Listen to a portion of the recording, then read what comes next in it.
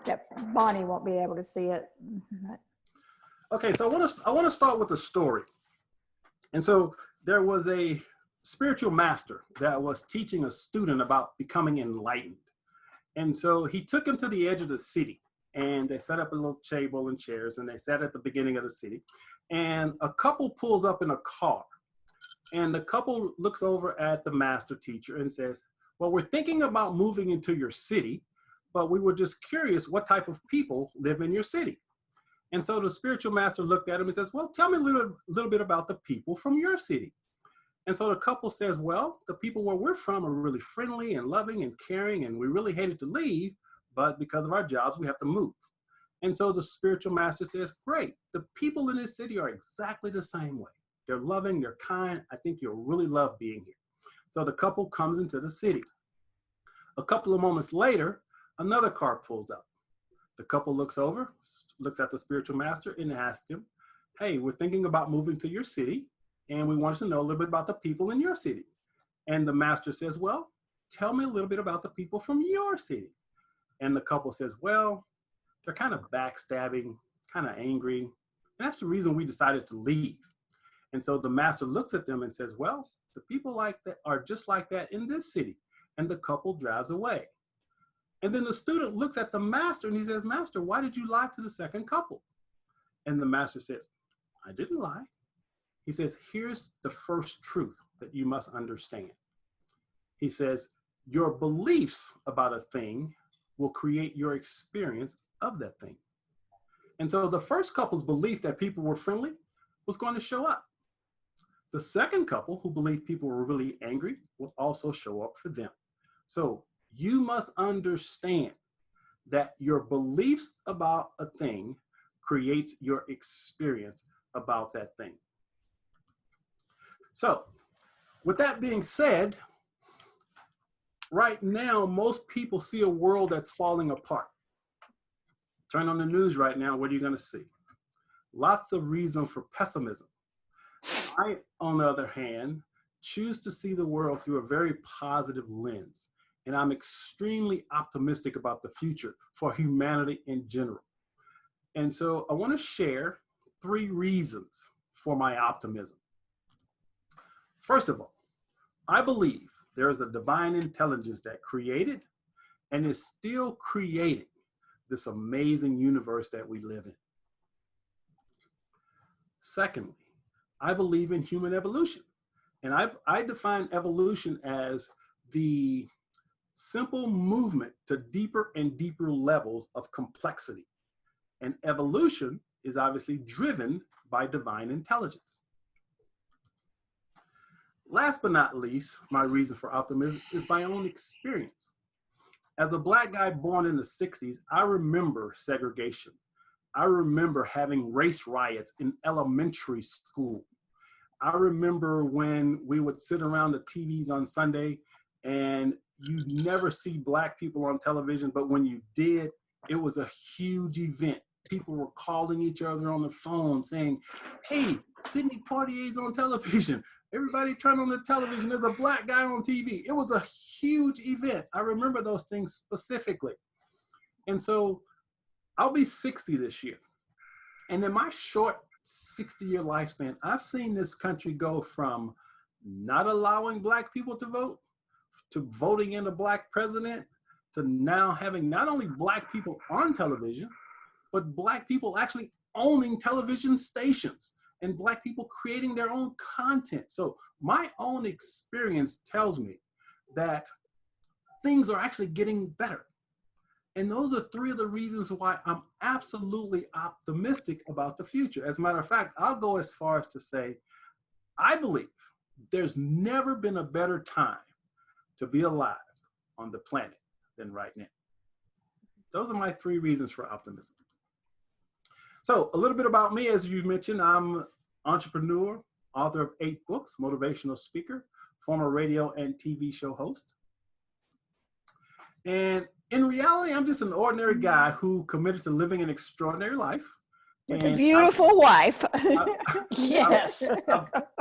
I've been blissfully married for the past 18 years. We've been together 20. And just a little backstory about myself. I was born in the inner city projects of Corpus Christi, Texas, to a single mom with 6 kids. And we were basically the poster children for poverty back in the 60s. When I was in the 11th grade, I decided that I would drop out of school because I convinced myself that I was going to get rich selling vacuum cleaners, which was a really poor choice. But what I learned from that experience was I was willing to take risk in life, and that has paid off handsomely for me.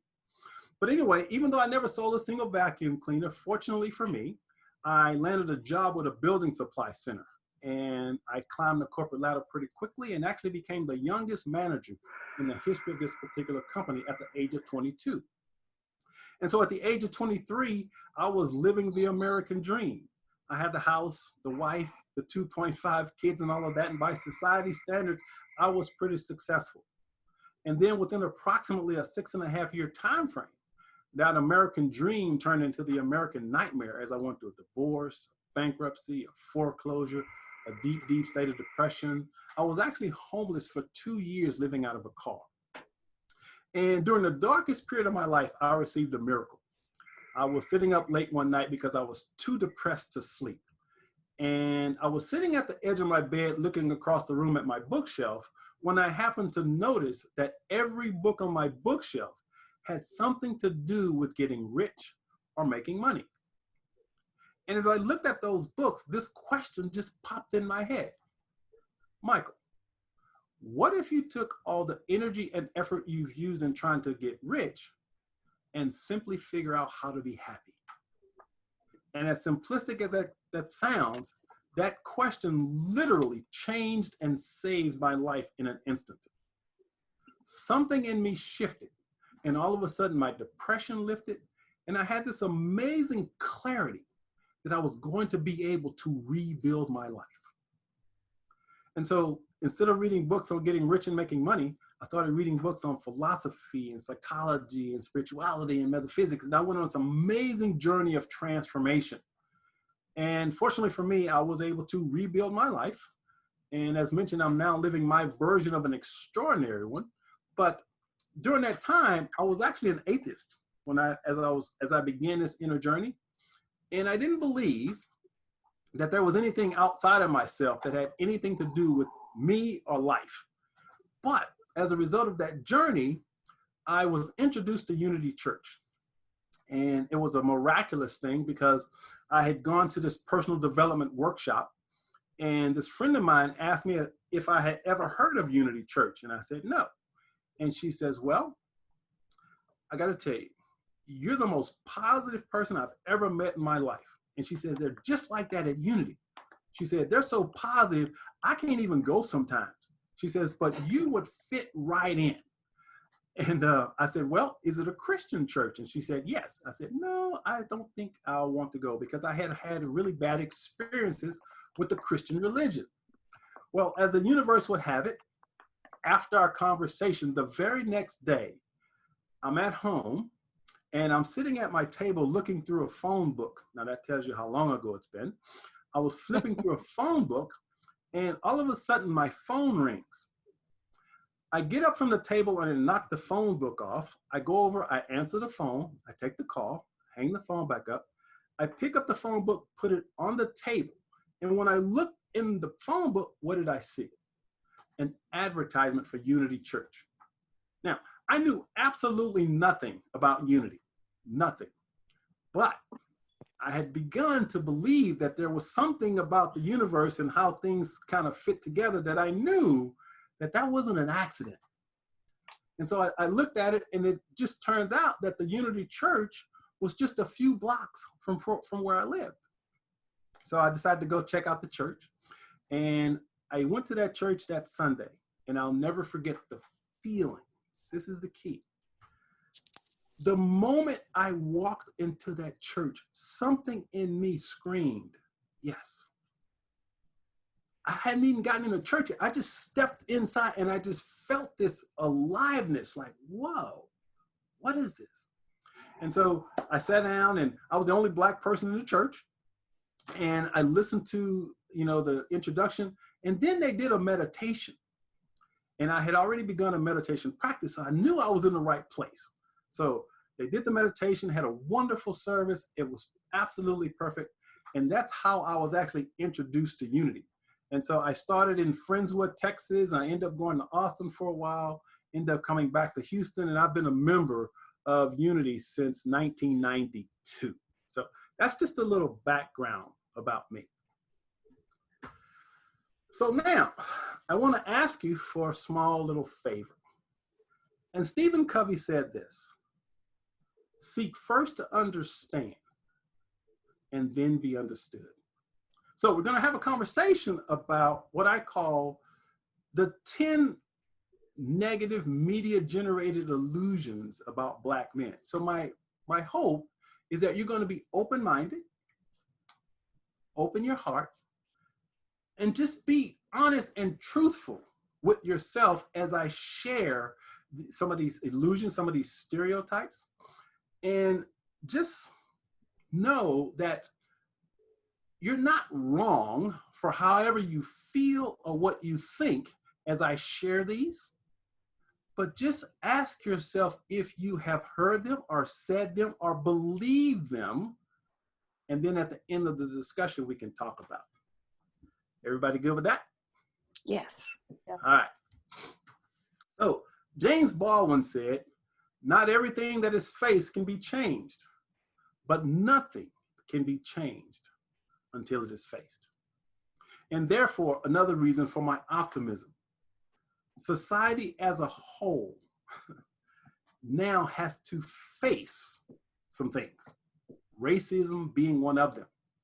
But the fact that we're now facing it tells me that we have the ability to change it. And again, that's another reason for my optimism, because it's right there in front of us now and we can't hide it any longer. So let's begin with, what exactly is a stereotype? Well, a stereotype can be defined as a widely held but fixed, and that's the key, a fixed and oversimplified image or idea of a particular type of person or thing. So that's a stereotype. So to understand stereotypes, let's take a look at how the mind works. So we look at an iceberg. And when we look at the iceberg, you know, we see approximately only 10% above the surface, and then there's about 90% below the surface. So let's look at the iceberg as our subconscious and our conscious mind. The 10% on top is our conscious mind. The 90% below is our subconscious mind. And so our stereotypes are generally perpetuated through our families, through our cultures, and through our society. So take a moment and think about your family and what beliefs did your family may perpetuate about Black people in your conversations. So just take a moment and just think about, what did you hear from maybe your parents, maybe your friends, maybe your coworkers, but what stereotype or what belief was perpetuated through those things? So our families generally set our subconscious mind, then our cultures and our society. So for example, obviously if you come from a white culture, then there's a certain set of stereotypes and beliefs you hold on to. Our society as a whole, if you look at the media perpetuates a lot of negative stereotypes about Black men based on the coverage that they give. So the stereotypes that we're going to be talking about are mostly generated through society. So as you're listening to this, just recognize that subconscious beliefs, your subconscious mind is actually 1,000 times more powerful than your conscious mind. And here's what that means.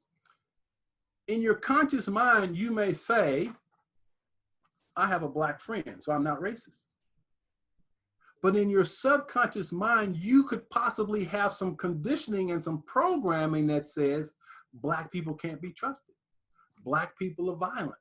You may have all these subconscious beliefs that you're unaware of. And on a conscious level, you'll tell yourself, no, that's not me.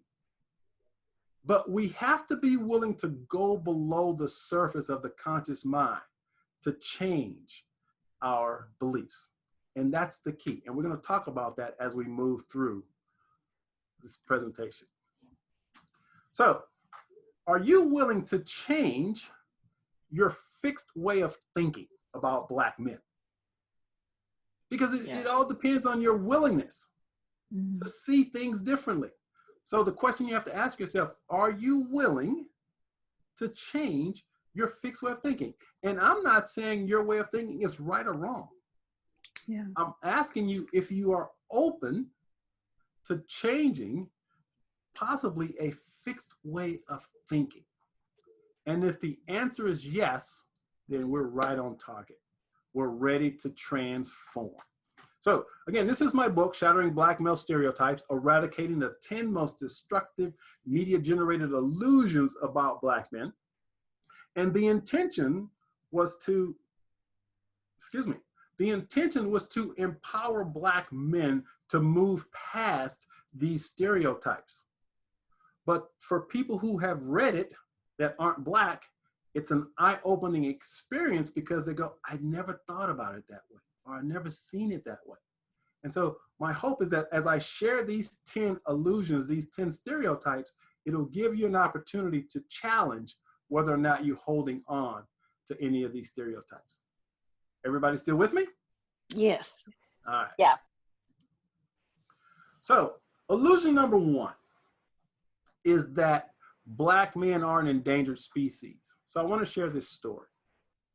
Back in 1995, I was in a restaurant and there were these 2 young Black males, apparently well-educated, well-spoken, well-dressed men. And they were having a conversation amongst themselves about the eradication of Black men from society. And it was one of the most depressing conversations I'd ever heard. So I listened to their conversation for a moment and I decided that I would go to their table and approach them. So I walk over to their table. I apologize for eavesdropping, but I asked one of the guys, I said, man, please tell me that you don't really believe what you just said. And this guy looked at me and he says, absolutely. I definitely believe what I just said. He says, don't you watch the news? He said, I believe in 20 years, all Black men are either going to be dead or in jail. And it broke my heart because it wasn't as much what he said, but how he said it. There was a helplessness, a powerlessness in his voice that I knew that he had basically given up on life and didn't believe that it was possible for him to create an extraordinary life because the system, the man, whatever, was going to keep him from accomplishing anything. But not only was it going to keep him from accomplishing things, but it was possibly going to end up with him dying before he was 30. So why do you think they were having that conversation? Well, they had bought into this illusion, this stereotype that Black men are an endangered species. And where did he get that idea from? Well, if you turn on the television and you're constantly bombarded with stories of Black men being killed, high incarceration rates, all those negative stereotypes, it's no wonder so many Black men feel so powerless. And so from a Black perspective, it's amazing to me how when I say this, some Black men really believe that it's still true. And it's difficult, if not impossible, for me to even get them to see things differently. But by having these types of dialogues, I get to change their fixed mindset sometimes by sharing my story and how, as a Black man, I was able to overcome all those obstacles that I mentioned earlier. So it lets them see that, maybe it is possible for a Black man to succeed in society. Well, as a result of that conversation at the restaurant, as I was walking away, actually before I walked away, I looked at the guy and I said, look, don't believe the hype. And I put my hand on his shoulder. I said, Black men are doing a lot better than you realize. and I walked away. But as I was walking away, there was a part of me that said, Michael, you have to do something. I had no idea what I was supposed to do at the time, but there was a part of me that said I had to do something to change the mindset of Black men. And as a result of that conversation, a few months later, I came up with the idea to write a book. I knew absolutely nothing about writing a book, but I just knew I had some lessons that I could share that would help change Black men's mind. And so back in 1995, I wrote a book, my very first book, called Brothers, Are You Listening? A Success Guide for the 90s. And it was my attempt to change the mindset of Black men. And that's how I got involved in this personal growth work specifically for men of color. So that's the first illusion, that Black men are an endangered species. So my question to you is, as you're watching the media and seeing all these stories about Black men, do you feel that, number one, we all know the racism and all that, but do you have a sense that Black men are somehow endangered? Rest assured that that's not the case, because Black men are doing a lot better than most people realize, because if you're paying attention to the news, you're seeing a very small portion of who we are and what we're accomplishing. So just challenge that first belief. So let's go to number 2. And by the way, in case you didn't know, as Black men, we're astronauts, chemists, lawyers, astrophysicists, photographers, CEOs, authors, and even president of the United States. So there's never been a shortage of Black male role models. There's only been a lack of exposure of those role models. And that's why I created this platform, to showcase men of color who are doing amazing things in the world. So that is an illusion. Black men are not an endangered species. Illusion number 2. Black men use race as an excuse for failure.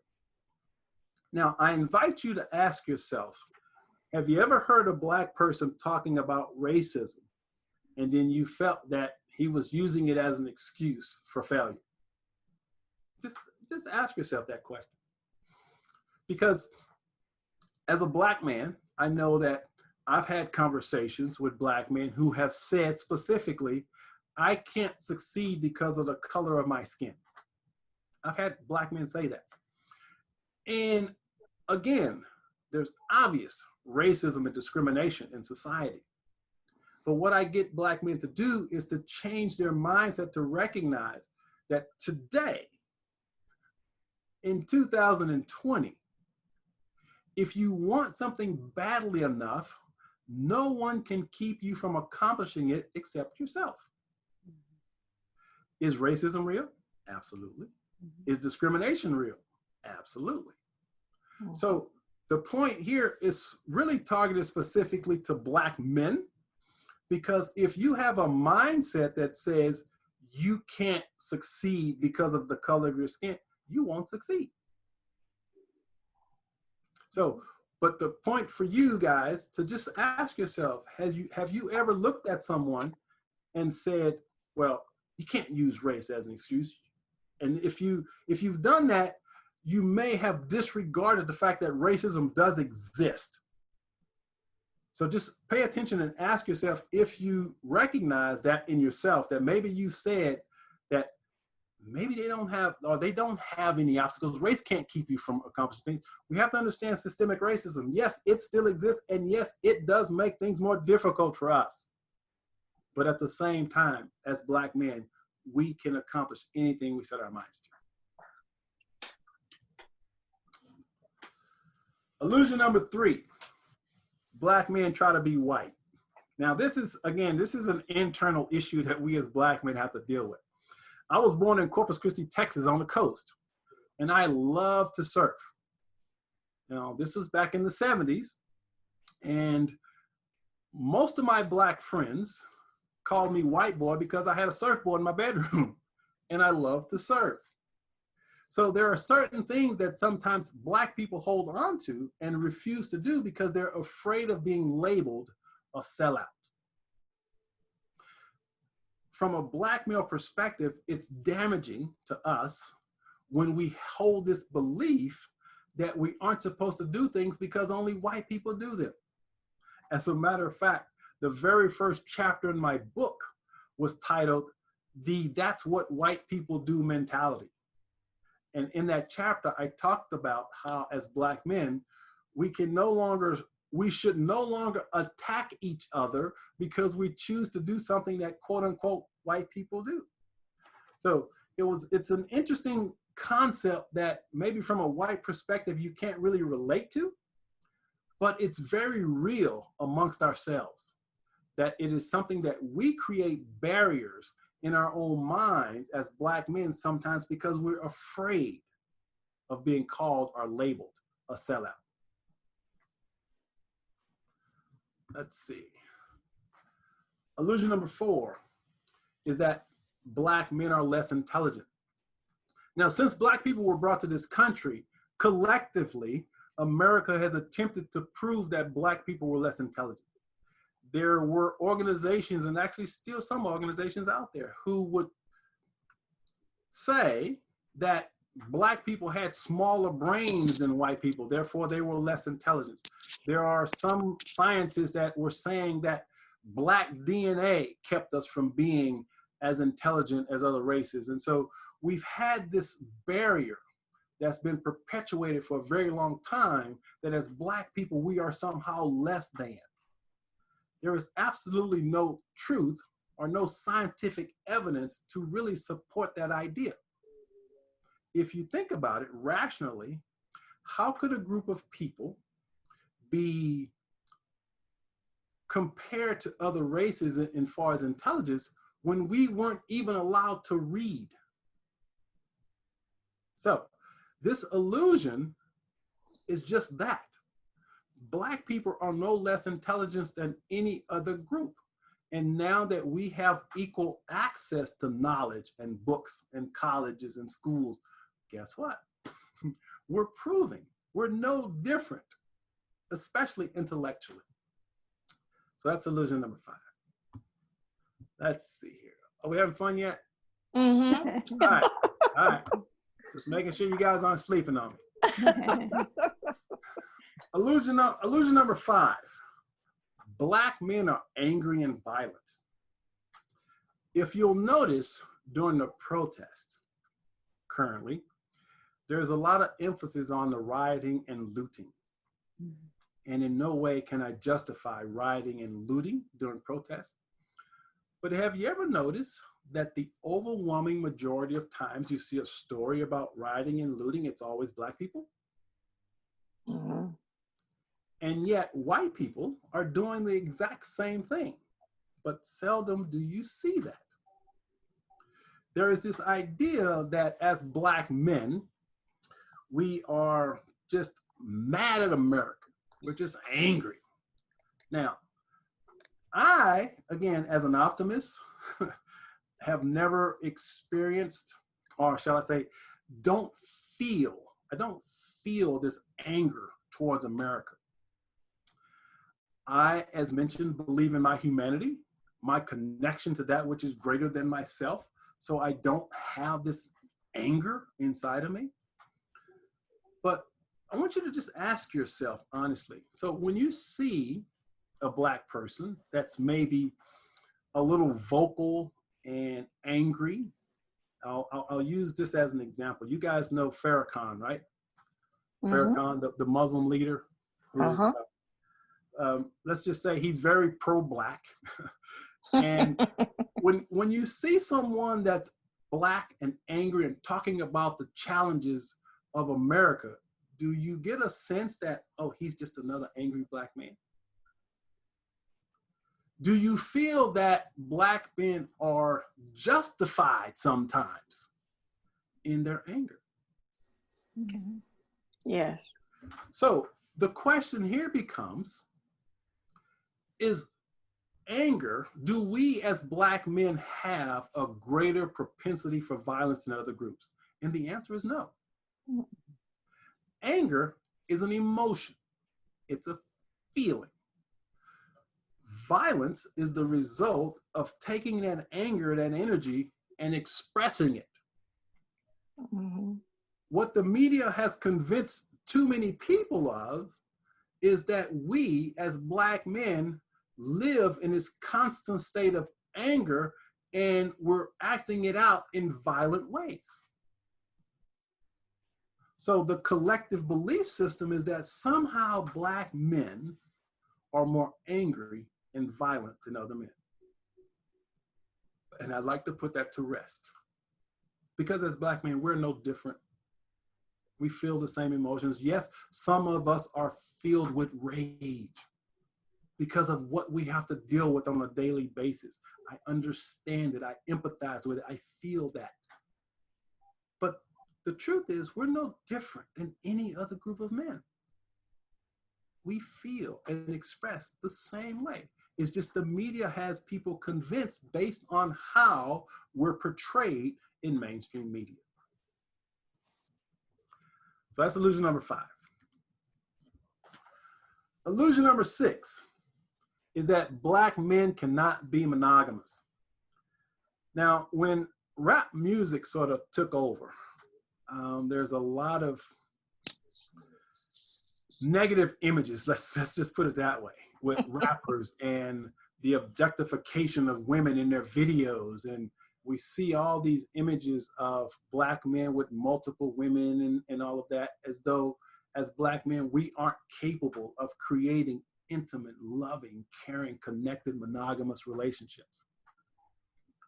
Once again, as Black men, as a Black man who's been blissfully married for 18 years, we are definitely capable of creating, and we do create loving monogamous relationships. But ask yourself this: when was the last time in mainstream media that you saw a Black man in an intimate, loving, caring position, just like you see in this photo right here?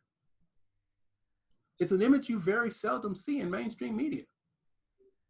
Loving, tenderness, caring experiences.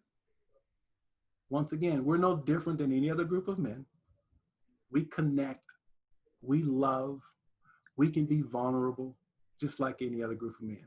So yes, Black men are definitely capable of monogamy. And I really have to drive that message home when I'm speaking to Black men, because a lot of times we have this mentality of what's called a playa, P-L-A-Y-A, playa mentality, which is a result of videos and movies where Black men say, I'm a player and I don't commit to one woman because that makes me less of a man. I have multiple women. So yeah, that's all out there in the media.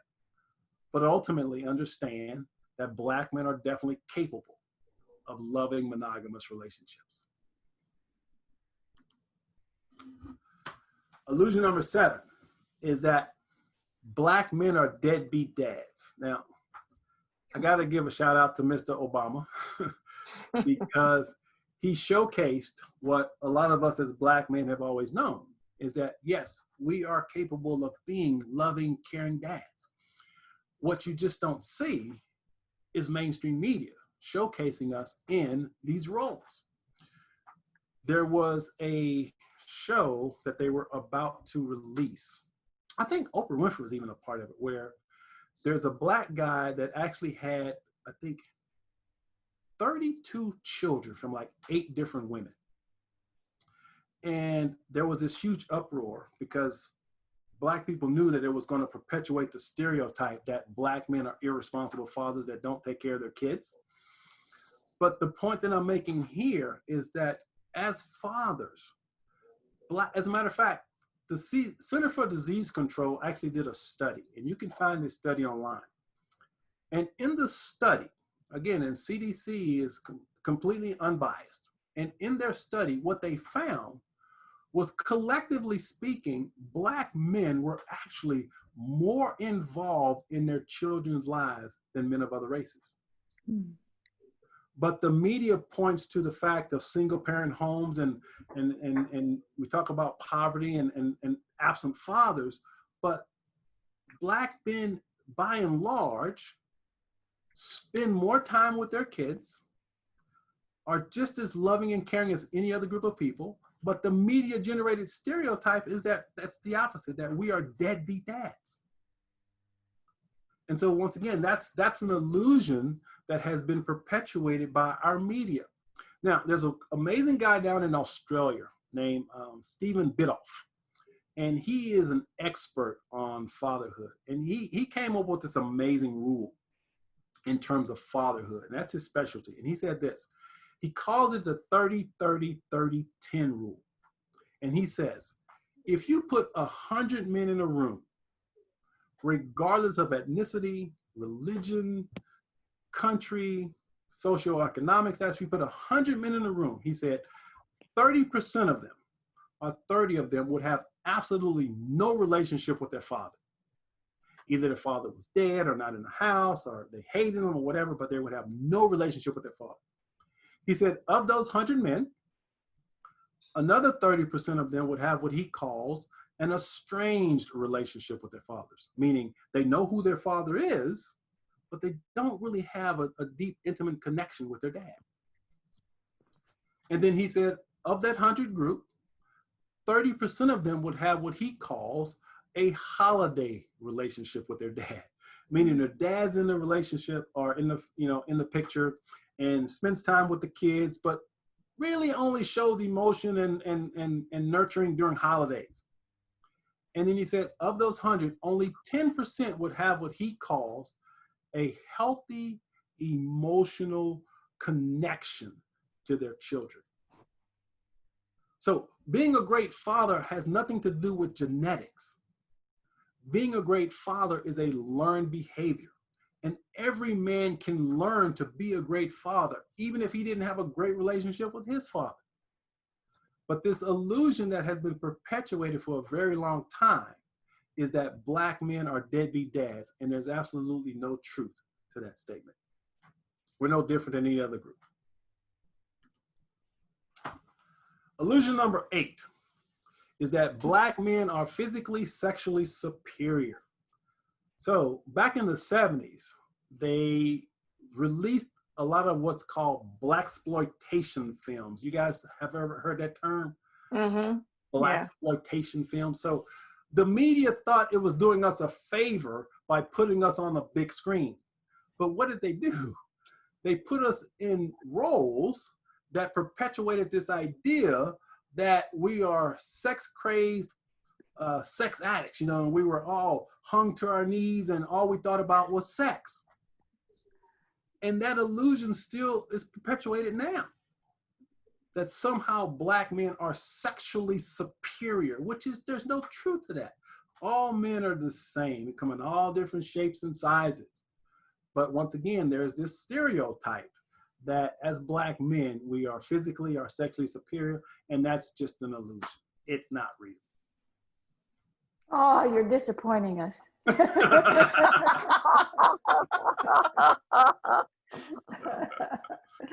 Illusion number 9. Black men are not patriotic. Well, interestingly enough, this is the man that set a lot of things in motion. Mm-hmm. Colin Kaepernick had a peaceful protest talking about police brutality. But what happened was that the media twisted it around to make it look like he was disrespecting the flag in our military. And as a result of his peaceful protest, this man lost his job, have still been blackballed by the NFL for making a peaceful protest. And now, if you look at what's happening, once again, the optimist in me really gets excited about this, is that the NFL, even though they haven't specifically acknowledged Colin, the NFL has actually came out and apologized and said they were wrong. Yeah. They were wrong about this protest, this peaceful protest. And so there's this idea that as Black men, we don't love our country. Now, I can't speak for other Black men. I can only speak for me. And I absolutely love this country. I love everything about this country. I love what it stands for. I love everything about America. But I also know that we must work towards making this country live up to its ideals, that all men are created equal. And just because we protest, that doesn't mean we hate or don't love this country. As a matter of fact, I will assert that we're protesting because we love this country. And we know that it can be better. And so because we're protesting, don't take that as us not loving our country. Because we do. We absolutely do. But that illusion has been perpetuated for a very long time. That, oh, they're just angry black men. That, why don't you go back to Africa if you don't love your country? You know, we love our country. We do. And we're just as patriotic. We've died in every war that this country has ever waged. We've been right there fighting for this country. Fighting for a country that never fought for us. And so now we're simply asking, hey, fight for us. And once again, this is a reason for my optimism. This current situation with George Floyd has now awakened people to realize, hey, we need to fight for them too. So that's all we've ever asked. So that's an illusion, that's a stereotype. Black men are patriotic and we do love and support our country. And last but not least, there's this illusion that, well, if black men don't want to work. He just wants to sit back and get food stamps and not do anything. Well, that's not true. Are there some black men that are lazy? Of course there are. But by and large, black men are blazing new trails in every segment of society. But you seldom see this in mainstream news.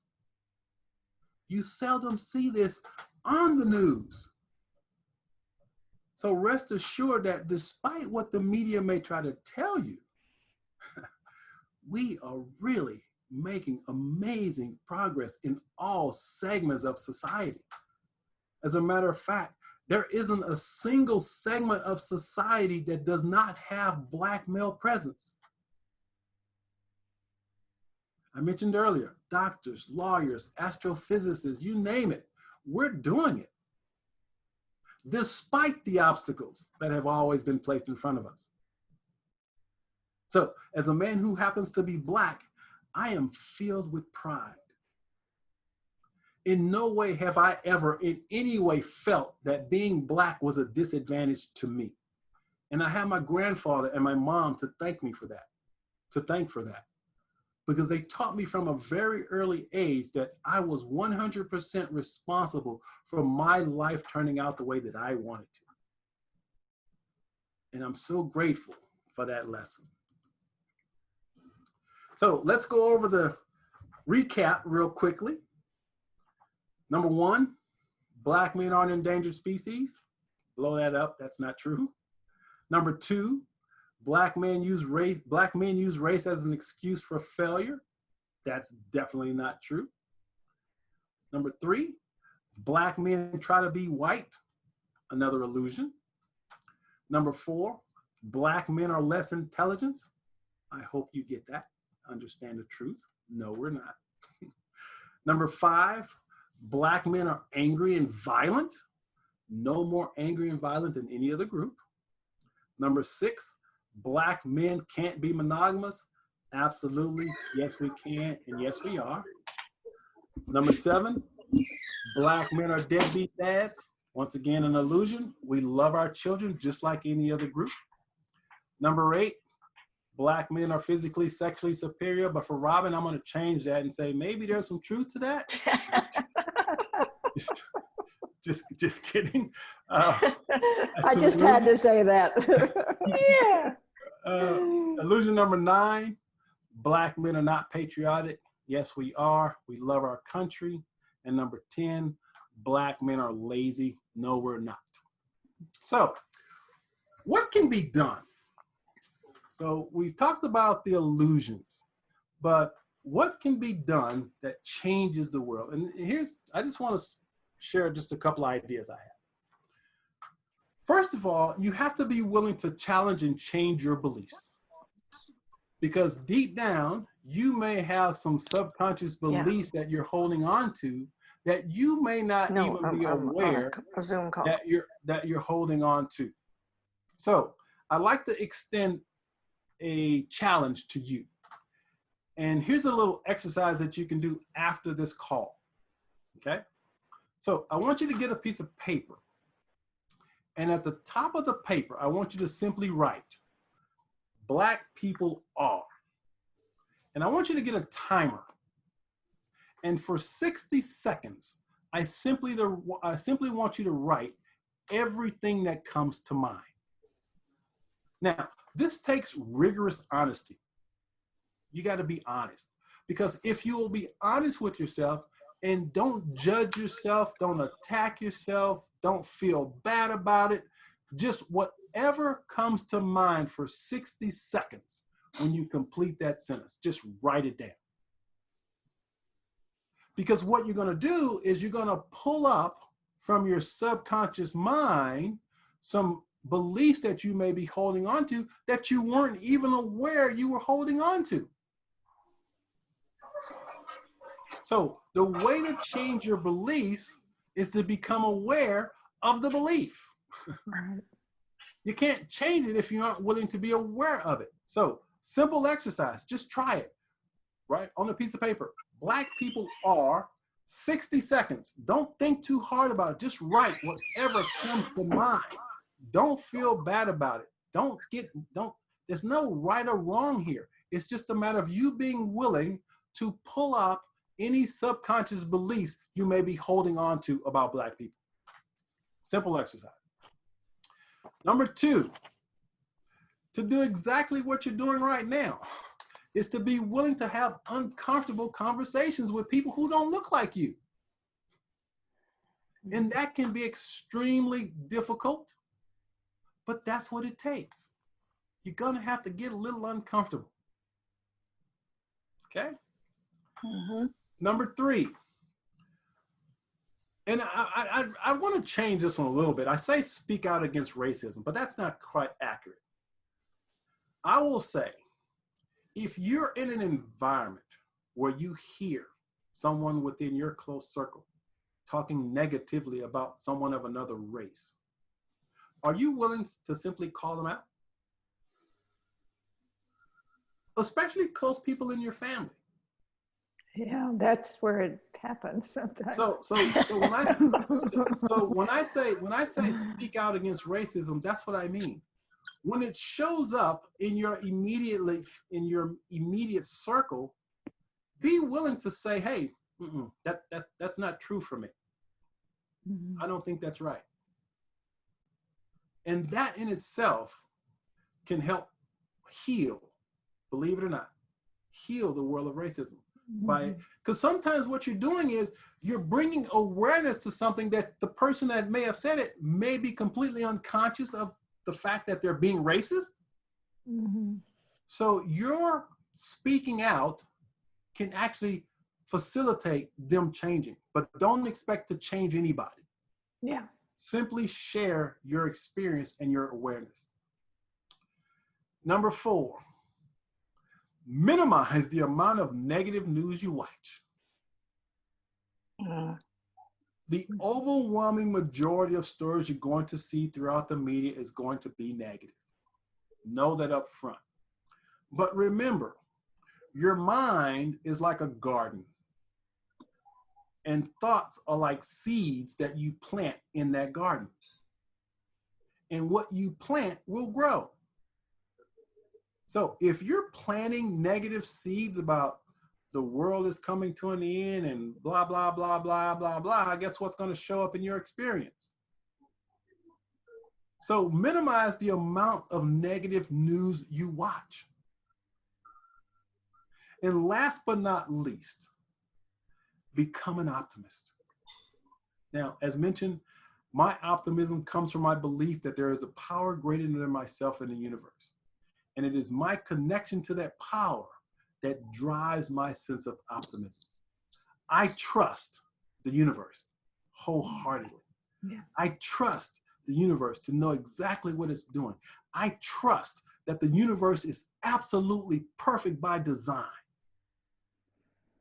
And by getting in alignment with my connection to this perfection, then my life is an absolute miracle. And so what you focus on expands. So if you're focused on pessimism and negativity, guess what shows up? Remember at the beginning, your beliefs about a thing create your experience about a thing. So make your beliefs optimistic. Know that the divine intelligence that created this amazing universe we live in knows exactly what it's doing, and it is our responsibility to get in alignment with what it's doing and to support it in what it's doing, which is to create heaven on earth. I believe that. And there you have it, Shattering Black Male Stereotypes with Michael Taylor.